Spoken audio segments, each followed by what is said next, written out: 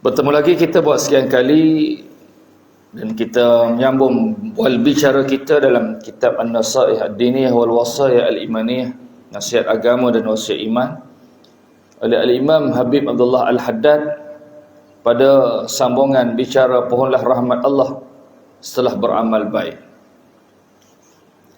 Adalah diceritakan bahawa seorang hamba Allah telah beribadat kepada Allah Ta'ala selama 500 tahun. Ini kisah kan, selain daripada umat baginda Nabi SAW, ya, ada yang ribuan tahun kan, amal ibadah mereka, usia. Pada hari kiamat Allah berkata kepadanya, wahai hambaku, masuklah syurga dengan rahmatku. Jawab hamba itu dengan protes, bahkan ya Tuhan, masukkanlah aku ke dalam syurga kerana amalanku. Maka Allah SWT memerintahkan supaya ditimbang segala amal hamba itu dengan satu nikmat sahaja, iaitu nikmat melihat. Ternyata berat timbangan nikmat melihat itu tidak menyamai seluruh berat amal ibadahnya, sedang di atas hamba itu masih ada banyak lagi nikmat-nikmat lain yang masih belum ditimbang.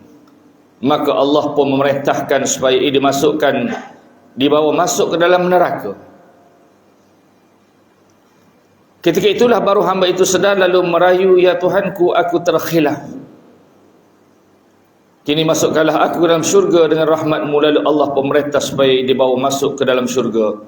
Seraya Allah yang bersifat maha besar dan maha tinggi memuji hamba itu, sedang berterima kasih kepadanya.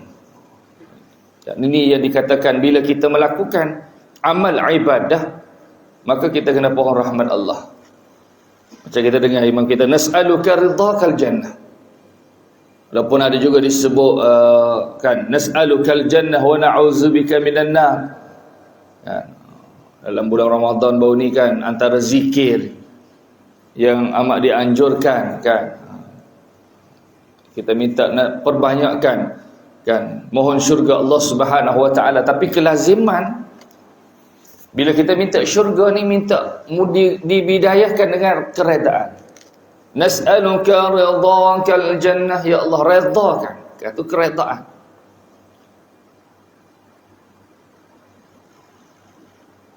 Contoh kita nak mendapat atas keredaan Allah Subhanahu Wa Taala, yang kita dihidup pada hari ini, yang kita dapat mengecapi kehidupan dan segala apa itu adalah tanda Allah redha kepada kita para hamba. Kadang-kadang sedar tak sedar segala sesuatu yang terjadi atas keredaan Allah Subhanahu Wa Taala. Maka dituntut atas keredaan itu apa dia? Macam Allah menghidupkan kita pada hari ini, tanda Allah redha akan kehidupan. Bukan Allah membiarkan, dikehendaki atas keredaan sesuatu itu hak dan ketentuan Allah Subhanahu Wa Taala. Bila kita kata kita meredai akan Allah Subhanahu Wa Taala, macam ayat surah Al-Bayyinah, radhiyallahu anhum wa radu'an. Tanda Allah meredai kita ialah Allah menganugerahkan segala nikmat yang kita kecapi. Waradu'ah, dan dituntut atas kenikmatan itu ialah keredaan terhadap Allah balik. Apa dia? Syukur. Bila kita diredakan akan kehidupan yang Allah anugerahkan ini, maka kita atas keredaan itu apa dituntut? Ialah kita menghidupkan kehidupan yang dihidupkan oleh Allah. Dan itulah keadaan yang digambarkan. Kalau diceritakan ini bermaksud berlaku kekhilafan dan kesalahfahaman hamba Allah Subhanahu Wa Taala, bermaksud kita masuk syurga bukan kerana semata-mata kerana amalan. Dan sebab itu Allah sebut wa ta'ud, ni satu nikmat yang dibicarakan melihat. Tidak menyamai seluruh ibadah yang dilakukan oleh hamba tersebut. Dan tak bicarakan tentang nikmat-nikmat Allah Subhanahu Taala yang lain. Lepas tu bila bicara nikmat Allah, menyebut wa in ta'uddu ni'matallah, jika kamu hitung nikmat aku yang satu, la tuhsuha, tak terhitung.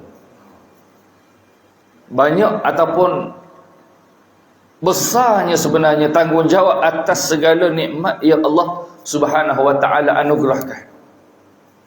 Kalau kita rasa besar banyaknya amalan yang kita lakukan, tidak menyamai lagi dengan nikmat-nikmat yang Allah Subhanahu wa taala anugerahkan kepada kehidupan kita.